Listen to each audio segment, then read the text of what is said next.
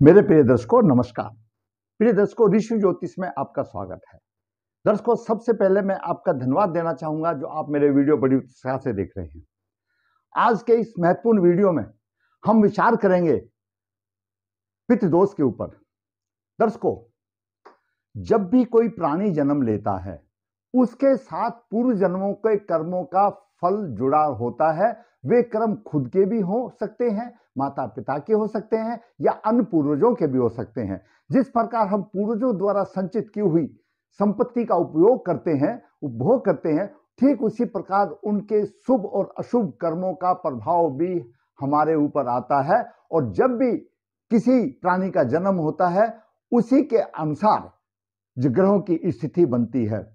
दर्शकों, कर्म का फल सबको भोगना पड़ता है। पितृ, अगर आपके पिता ने या मेरे पिता ने किसी से ऋण लिया है तो उसका चुकाना, उसका ऋण का चुकाना औलाद का फर्क होता है। तो इसी को पितृ भी कहते हैं, पितृ दोष भी कहते हैं। दर्शकों, जन्म के समय पर जो भी रचना बनती है कुंडली की, वह उसके जीवन में मिलने वाले सभी दुख सुख का निर्धारित एक कोटा होता है, उससे अधिक नहीं मिल सकता। हाँ, जो अशुभ ग्रह हैं, अशुभ दोष हैं, शास्त्रों में उनका उपाय आदि बताया गया है। जब गोचर में ग्रह आते हैं तो हम और हमारे विद्वान ये कहते हैं अभी गुरु इस गोचर में आ रहा है, उस राशि को फायदा होगा, उस राशि को फायदा होगा, या शनि आ रहा है उस राशि के लिए कुछ नहीं फायदा होगा जब तक कि आपकी जन्म कुंडली सही नहीं है। वह ग्रह आपकी जन्म कुंडली में अच्छा है तो गोचर में अच्छा होगा, तभी फायदा देगा। वरना कितना भी मैं ढोल बजाऊं या और ढोल बजाएं, आपको कुछ नहीं मिलने वाला। मिलेगा वो जो आपकी जन्म कुंडली में है। जरूरत है आपको अपनी जन्म कुंडली के ग्रहों की देखने की। दर्शकों, कुंडली में भिन्न भिन्न प्रकार से पितृदोष आते हैं। सूर्य के साथ राहु, मंगल के साथ राहु, बुध के साथ राहु, शुक्र के साथ राहु, चंद्र के साथ राहु, आदि आदि। और चंद्र और शनि की जो युति है वो भी एक प्रबल पितृदोष माना गया है। वैदिक ज्योतिष में ऐसा माना जाता है कि चंद्र और शनि जब एक साथ कहीं युति करते हैं तो ऐसा माना जाता है कि पूर्व जन्म की माता के प्रति उनका व्यवहार ठीक नहीं था, वो प्रतिशोधपूर्ण प्रभाव लेके आता है। तो दर्शकों, मैंने एक परिवार की सभी कुंडलियों को देखा। आज मैं उनकी कुंडलियों का आपके साथ मैं मार्गदर्शन करने जा रहा हूं। ऐसे योगों की अगर शांति नहीं होती है तो बढ़ते जाते हैं। जब शांति हो जाए, मैंने एक अनुभव लिया है कि जिस हमने परिवार की या जिस जातक की हमने दोष निवारण पूजा करा दी है, उसको जो संतान मिली है उस संतान में वो दोष नहीं मिला, वो खत्म हो गया। वह बात जरूरी है, जो दोष आ गया वो उसको मेंटेन करना पड़ेगा, उसका करना पड़ेगा, लेकिन दोष निवारण के बाद उसकी जो संतान जो मिली है उसमें वो दोष नहीं आया। ये प्रत्यक्ष प्रमाण हमको मिला है और कईयों में मिला है, लगभग सभी कुंडलियों में ऐसा मिलता है। आज हम विचार करेंगे ऐसे ही एक पितृदोष जिसको कि बहुत प्रबल पितृदोष माना गया है, वह चंद्रमा और शनि की युति। चंद्रमा और शनि की युति मेष लगन और तुला लगन में अगर केंद्र में हो तो थोड़ा फायदा देती है, अदरवाइज सभी जितने भी लगन होते हैं उनमें नुकसानदायक होती है। आज हम बात करते हैं एक जातिका की कुंडली पर जिसका जन्म 24 अगस्त 1991 लगभग पूर्णिमा के दिन नक्षत्र धनिष्ठा चरण 1 में हुआ। जन्म के समय पर धनु लगन उदय हुआ जिसके 10 अंश हैं। लगन में राहु 22 अंश लेकर के बैठा हुआ। द्वितीय भाव में चंद्रमा 14 डिग्री पर, शनि 7 डिग्री पर विराजमान है, और सप्तम भाव में केतु 22 डिग्री 58 मिनट लेकर के विराजमान है। नवम भाव में सूर्य 6 डिग्री, शुक्र 5 डिग्री, बुध 3 डिग्री और गुरु 2 डिग्री लेकर विराजमान है। वहीं मंगल दसम भाव में 1 डिग्री 13 मिनट लेकर के विराजमान है। यह स्थिति रही। दर्शकों, जैसा कि हमेशा वीडियो में बताया जाता है कि लगन और लग्नेश जातक का प्रतिनिधि है, वह स्वयं जातक है। लगन और लग्नेश स्वयं जातक है। और सप्तम भाव, ये सप्तम भाव है मुख्य तरह से ये जीवन साथी का भाव है, दैनिक व्यवसाय का ही भाव है।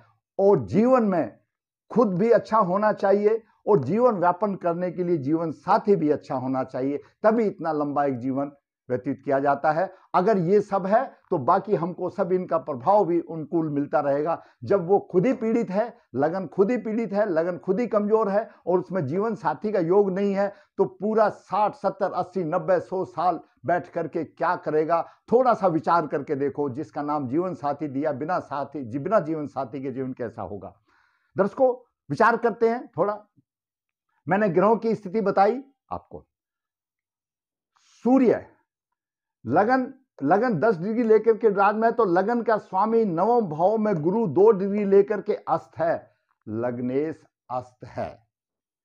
दर्शकों, सबसे पहले लगन और लग्नेश देखना जरूरी है। लगन का स्वामी लग्नेश अस्त है। अब बात करते हैं सूर्य की। सूर्य भाग्य भाव में है, ये नवम भाव है, भाग्य भाव माना जाता है, धर्म का भाव माना जाता है, उच्च शिक्षा का माना जाता है। सूर्य अपनी राशि में है, 6 डिग्री लेकर के विराजमान है, भाग्य का स्वामी है, भाग्य को थोड़ा अच्छा बना रहा है। सप्तम दृष्टि से तृतीय भाव को देख रहा है, भाई बहन का सुख नहीं, परंतु अपने विचारों को प्राथमिकता देता है। और नवम भाव पर, इस नवम भाव पर राहु की नवम दृष्टि है। राहु 22 अंश लेकर के बैठा हुआ है। राहु की नवम दृष्टि नवम भाव पर है। पूरे नवम भाव पर प्रभाव राहु का है, क्यों राहु के 22 अंश है। सूर्य कमजोर है, 6 डिग्री है। अगर लग्न से माना जाए तो सूर्य के है। हाँ, ये बात जरूरी है, जातिका का सूर्य पीड़ित नहीं है, क्यों राहु के 22 अंश है तो सूर्य के 6 अंश है, 16 अंश का फर्क है। सूर्य पीड़ित नहीं है, थोड़ा सा भाग्य साथ देने वाली बात है। अब बात करते हैं चंद्रमा। चंद्रमा अष्टमेश है और द्वितीय भाव में शनि के साथ है, मकर राशि में। अब चंद्रमा का कोई अलग से प्रभाव नहीं रहा। जब चंद्र और शनि का योग बनता है, शनि वैराग्य चाहता है और चंद्रमा मन है, उसके मन पर ऐसा प्रभाव डालता है, उसको एकांत रखता है, वैराग्य चाहिए उसको, दाम्पत्य सुख से एक तरफ से उसको अलग से धकेलता है। मानसिक बल कमजोर हो जाता है, आत्मविश्वास की कमी हो जाती है, मानसिक शांति नहीं, चारों तरफ से परेशानी का माहौल होता है, उतार चढ़ाव। इस तरह से चंद्रमा शनि का विषयोग बनता है। बात करते हैं मंगल की। मंगल पंचम भाव का स्वामी है तो द्वादश भाव का स्वामी है और शत्रु राशि में दसम भाव में। दसम भाव में दिग्बली मंगल माना जाता है। शत्रु भाव में अंश बिल्कुल 1 डिग्री 13 मिनट ना के बराबर है। फिर भी अष्टमेश होने के नाते पिता के सुख में और व्यवसाय में पंक्ति देगा, लेकिन पंचमेश होने के नाते कुछ सहायता भी देगा, कुछ फायदा भी मिलेगा, बुद्धि बल से कुछ ना कुछ बात करेगा। सप्तम दृष्टि से चतुर्थ भाव को देख रहा है, माथा भूमि मकान का सुख भी मिलेगा। ऐसे जातक के घुटनों में दर्द, छाती में दर्द की शिकायत रहती है, क्योंकि द्वादश है। बात करते हैं मंगल के बाद बुध की। बुध सप्तम भाव और दसम भाव का स्वामी है। दर्शकों, सप्तम भाव जीवन साथी का है, दैनिक रोजगार का है, तो दसम भाव सम्मान और कर्म भाव का स्वामी है, मान प्रतिष्ठा का स्वामी है, पिता के सुख का भाव है। बुध अस्त है, बुध भी अस्त है, कोई फायदा नहीं। केंद्राधिपति दोषी है, वो दोष तो भंग हो रहा है क्योंकि गुरु के साथ में है, लेकिन अस्त है, कोई मतलब नहीं रह गया। बात करते हैं गुरु की। गुरु जैसे मैंने बताया लगन भाव का स्वामी है और चतुर्थ भाव का स्वामी है। चतुर्थ भाव माता का भाव है, सभी प्रकार के सुख का भाव चतुर्थ भाव है, भूमकान का भाव है, लगन का भाव और चतुर्थ भाव का स्वामी भी गुरु अस्त है, तो प्रभाव देने में सक्षम नहीं है। अब बात करते हैं शुक्र की। शुक्र कुंडली में एकादश भाव का स्वामी है, छठे भाव का स्वामी है, अस्त है, प्रभाव देने में संपन्न नहीं है। दर्शकों, यहीं पर मैं एक बात बताऊं आगे बढ़ने से पहले, अभी राहु केतु के बारे में। किसी भी कुंडली में अगर कुंडली स्त्री जातक की है तो विवाह का कारक गुरु माना जाता है। गुरु की जिम्मेवारी होती है, रिस्पॉन्सिबिलिटी होती है उसकी शादी कराना। और दाम्पत्य सुख सप्तम भाव से मिलता है और शुक्र से मिलता है। सप्तम भाव दाम्पत्य सुख का भाव है, शादी होना भाव है, और शुक्र दाम्पत्य सुख का कारक है, गुप्त अंगों का स्वामी है। शादी होना एक तरफ है और दाम्पत्य सुख अलग एक तरफ है। अगर सप्तम भाव सप्तमेश, जो भी आपकी राशि हो, कोई भी राशि हो सप्तम भाव में, सप्तम भाव और इस राशि का स्वामी और शुक्र अगर ठीक है तो मैं कहता हूं वह जातक बहुत ही अच्छा है, उसका जीवन सार्थक है। और जिसका शुक्र बिगड़ा है उसका जीवन भी निरर्थक है। शुक्र भोग विलास का कारक है, भौतिक सुखों का कारक है, दाम्पत्य सुख देने वाला है किसी की भी कुंडली में। परंतु कन्या की कुंडली में विवाह गुरु ने कराना है, दाम्पत्य सुख शुक्र ने और बुध ने देना है, तो दोनों ही तीनों अस्त हैं, कैसे होगा। यहीं पर मैं पुरुष जातक का भी बयान कर दूं, हो सकता है पुरुष जातक भी इस वीडियो को देख रहे हो। पुरुष जातक की कुंडली में विवाह का कारक शुक्र है, तो ऐसे जातक की कुंडली में शुक्र जब अस्त है तो विवाह में समस्या आएगी। दाम्पत्य सुख देने वाला भी शुक्र है तो दाम्पत्य सुख में भी समस्या आएगी।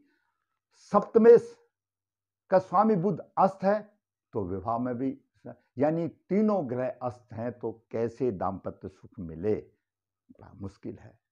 दर्शकों, साथ साथ ज्योतिष शास्त्र बताता है एक ग्रह में, एक भाव में 4 ग्रह हों और सूर्य के साथ बलवान लग्नेश हो तो प्रजा योग भी बनता है। प्रजा योग का मतलब होता है सन्यासी, जिसको कि इस दुनियादारी से, संसारिक जीवन से नहीं है, लेकिन ये भी सब अस्त है। ना तो सन्यासी जीवन मिल रहा है ना सांसारिक जीवन मिल रहा है, इस तरह से कंडीशन आ गई है।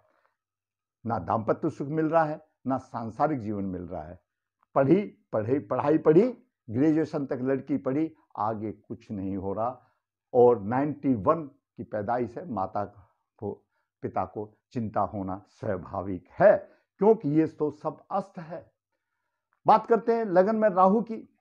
लगन में सिंह राशि का राहु छोड़ करके जो भी पुरुष राशि में हो, हमारी पुरुष राशि कौन सी मानी गई है, जो विषम राशियां हैं वो पुरुष मानी गई हैं। विषम राशियां कौन सी हैं? मेष राशि विषम है, मिथुन विषम है, सिंह विषम है, तुला विषम है, धनु विषम है, कुंभ विषम है। इसमें सिंह राशि को छोड़ करके बाकी सभी में तकरीबन वो 2 विवाह कराने का योग होता है, योग देता है। धनु का राहु बालक को दूसरे लोगों से अलग रखता है, वो किसी के साथ घुल मिल करके रह नहीं सकता। ये धनु का राहु है, ये बच्ची किसी के साथ घुल मिल कर रह नहीं सकती, दूर रखती, अलग रखता है। स्वास्थ्य पर प्रतिकूल प्रभाव होगा, शरीर को कष्ट देखने, ये बालक देखने में तो सहज सज्जन लगेगा लेकिन अंदर से कुछ और ही मिलता है। बहुत चालाक प्रवृत्ति के बालक मिलते हैं और विवाह में देरी होती है। और धर्म में, क्योंकि राहु नवम दृष्टि से 9वें भाव को देख रहा है, धर्म के मामले में रुचि नहीं, तो ऐसे बालकों की अपने आप ही ये हो जाता है कि विवाह नहीं कराना, नहीं होना, नहीं बसाना। लेकिन माँ बाप को तो चिंता है, चिंता तो जरूरी बात है। ये हम लोग यहाँ कर्म करने के लिए आए हैं। आज माँ बाप जिंदा है, कुछ दिन के बाद चले जाएंगे तो कैसे होगा, सोचो कैसे होगा, बड़ा मुश्किल है। बात करें केतु की। केतु जीवन साथी के पक्ष में हानि देता है, व्यवसाय में परेशानी देता है। पंचम दृष्टि से लाभ भाव को दे रहा है, अचानक लाभ भाने की स्थिति बनती है। सप्तम दृष्टि लगन को देख रहा है, गर्म लगन में प्रभाव देता है, गर्माहट होती है, दिक्कत आती है, परेशानी आती है। नवम दृष्टि से तृतीय भाव को देख रहा है, पराक्रम की जरूरत, साहस की जरूरत होती है। तो दर्शकों, ये मैंने इस कुंडली का बताया। इस लड़की की कुंडली का ये मैंने विश्लेषण किया जिसका कि घर नहीं बस रहा है। मैंने इसके पिता की कुंडली का विश्लेषण आपको एपिसोड 96 में दिया था। 96 जो मेरा एपिसोड है उसमें इसके पिता की कुंडली है, उसमें भी शनि चंद्र साथ में है और उसकी सिर्फ घरवाली ही उसको मदद करिए, बाकी कोई भी रिश्तेदार उसका मदद नहीं कर रहा। पिता का दोष यहां पर चंद्र शनि उसके पिता की कुंडली में है। पिता की पहली पुत्री जिसका कि मैंने एपिसोड 65 में 65 में आपका वर्णन किया, शनि चंद्र है। यह लड़की एक संतान लेकर के आज तलाक हो गया, अपने पिता के घर है। यह लड़की भी तलाक हो गया, अपना पिता के घर है। इस लड़की का घर नहीं बस रहा। यहां पर भी चंद्र शनि है पिता की में भी, यहां पर भी चंद्र शनि है पिता की में भी, यहां पर भी चंद्र शनि है इस लड़की के में भी। 3 हो गया। इसका एक और भी मेंबर है घर का, इसका भाई, उसका जन्म 28/9/93 का है, इसमें भी चंद्र शनि है। ये 4 परिवार हैं। इनकी मां का तो कोई डिटेल्स है नहीं। पिता के में भी चंद्र शनि है, पुत्री के में भी चंद्र शनि है, दूसरी पुत्री में भी चंद्र शनि है, इसमें भी चंद्र शनि है। इन्होंने कोई ध्यान नहीं दिया। और आज आप ये देखिए, ये सारे के सारे घर में बैठे हुए हैं, किसी का शादी नहीं। एक की शादी हुई थी, बच्चा मिला, तलाक हो गया, वो भी बोझ ही बनी माँ बाप के ऊपर। और ये सारे के सारे सभी ऐसे ही बैठे हुए हैं। विवाह में प्रबल बाधा आ रही है, रिश्ता हुआ भी तो छूट गया, कोई मतलब नहीं रहा। इसलिए मैंने कहा दाम्पत्य नहीं रहा। बात करते हैं उपाय की। मैंने एक कुंडली का विश्लेषण किया, इसका फिर कभी मिलेगा तो आपसे फिर मुखाबिन होंगे, आमने सामने होंगे, फोटो के सामने। उपाय की बात करते हैं। काल सर्प दोष है, चंद्र शनि का विषयोग है, परम पितृ दोष है। सबसे पहले सूर्य को जल देना है विधिवत, सुबह होते हुए 1 घंटे के अंदर में सूर्य को जल देना है। जल देने के साथ साथ में पुखराज का रत्न धारण करना है, गुरु को बलवान करना है, पुखराज का रत्न गले में धारण करना है, ताकि ऐसा माना जाए कि यहां पर भाग्य भाव में भी आए उसका प्रभाव और यहां पर भी आए।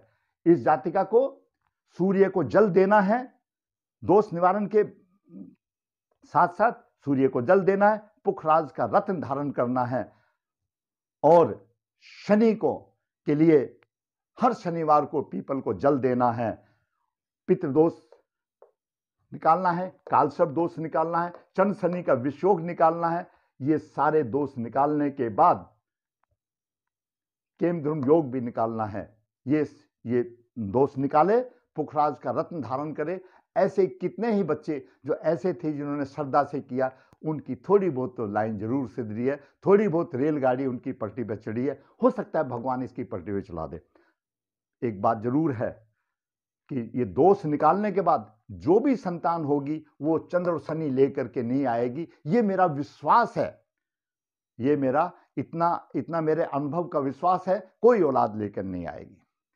दर्शकों, मैंने इस छोटे से वीडियो में 4 कुंडली एक ही परिवार के सामने आपको बताया किस तरह से ये विषयोग परिवार में आते हैं। मैंने आपका मार्गदर्शन करने की कोशिश की। अगर आपको अच्छा लगा है, मैं फिर कहूंगा कि मेरा वीडियो लाइक करें, शेयर करें और मेरा चैनल सब्सक्राइब करें। जैसा कि मैं हमेशा वीडियो में बताता हूं, मेरा फोन नंबर हर वीडियो में है। जिसको भी कोई भी जो है मेरे से पूछताछ है वो कर सकता है, मैं हर टेलीफोन का जवाब देता हूं। दर्शकों, ऋषि ज्योतिष हास्य पत्रिकाएं लिखता है। ऋषि ज्योतिष नर्मदा जी के तट पर नर्मदेहर काल शब्दोष पितृदोष की पूजाएं कराता है। ऋषि ज्योतिष वास्तुशास्त्र में पीछे नहीं। जरूरत है आपको सुविधा का लाभ लेने की। ऋषि ज्योतिष कन्या जातक के लिए गुण मिलान बिना किसी शुल्क के वर्कशॉप करके आपकी राह आसान करता है। जरूरत है आपका लाभ उठाने की। फिर कहूंगा, अगर आपको मेरा वीडियो अच्छा लगा तो आप लाइक करें, शेयर करें, और जिसने चैनल सब्सक्राइब नहीं किया सब्सक्राइब करें। धन्यवाद।